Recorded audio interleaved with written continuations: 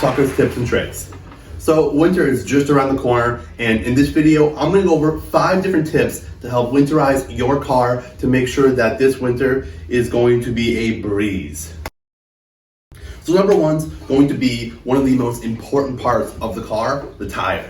This is literally what is going to connect you with the road. So what do you want to do? First off, just make sure you know your drivetrain. All-wheel drive, four-wheel drive, rear-wheel drive, front-wheel drive. The best is going to be all-wheel drive or four-wheel drive. But anyway, just make sure you have really nice tires, some studded tires, some winter tires, or really nice all-seasons. Overall will just make it a ton easier to cut through that snow and you don't get stuck, you don't have to worry about sliding out, everything like that. Number 2 is just going to be pop the hood, check under the hood. You want to check the batteries, hoses, belts, everything like that. The cold can affect the battery and all the belts and hoses as well. Sometimes they get brittle, they can crack, and you do not want a belt snapping on you out in the cold. I know I wouldn't want to be out in the cold trying to fix a belt or anything like that. I'm trying to pop a hose back on. So just go under there, under the hood, check around a little bit. If you want, a lot of places, I know we will do a winter inspection. Just do an overall inspection of the car, make sure you're going to be a-okay for the winter.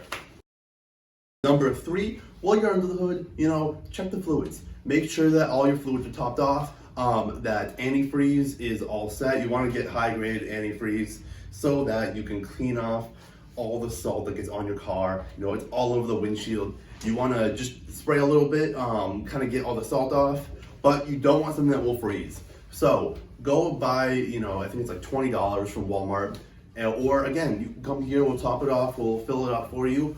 And just, you want to make sure you have good quality antifreeze in there. Number 4, this is just going to be overall, keep your car clean. It's really hard, I know, especially when every other week it's snowing, but one of the worst things we see up in New England is rust. I know everyone hates it. You don't want to buy a car with rust. You want to keep your car at the highest value you can. So just keep it clean. If you take it to a car wash, if you have a car wash that will spray the underneath, even better. If you can kind of bear the cold a little bit, maybe you take it to the one you do it yourself. You spray it yourself, because then you can get every nook and cranny that you want.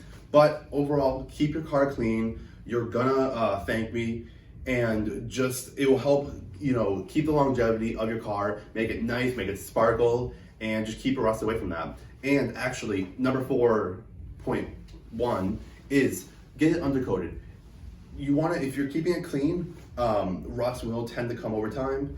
Just look into undercoating. If you have a brand new car, you don't need to do it right away because there already is factory undercoating. But after a few years, you might want to kind of get under there, look around. If you see any surface rust forming, any of the undercoating is kind of starting to fade away, go take it, get it either oil undercoated or just regular undercoated, but get it undercoated.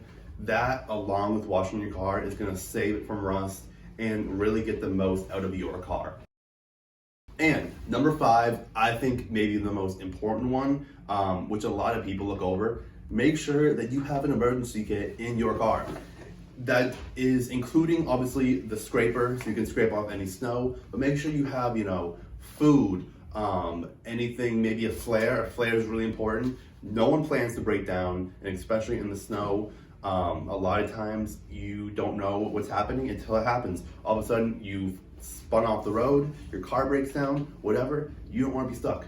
Bring a flare, have a blanket, water, food, anything like that. Prepare for the worst. And even if you have it in just a little chest in the back, and it could hopefully save your life, and hopefully you won't need it.